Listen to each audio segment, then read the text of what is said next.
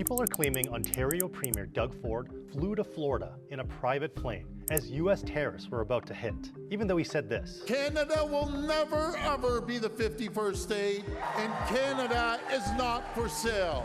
And we found lots of posts boosting this claim, even saying he's on vacation, including one from Joel Harden, a former NDP MPP who's running federally in Ottawa.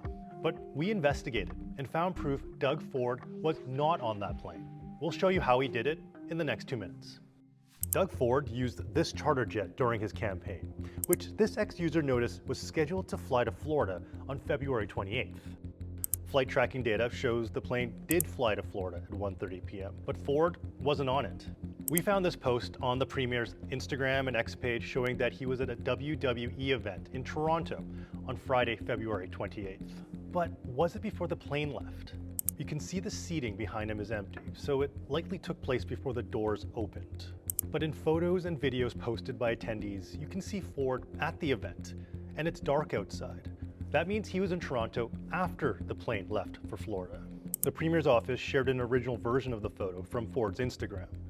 The metadata shows it was taken around 5:30 p.m., an hour before the doors opened to the general public.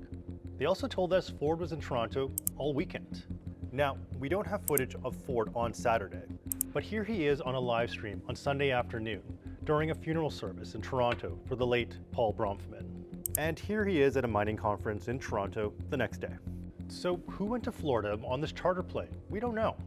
But Ford's deputy chief of staff said the campaign is over, so they're no longer using the plane.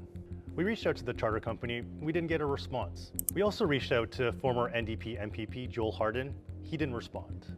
Notice another claim you want us to investigate? Email us at ask@cbc.ca.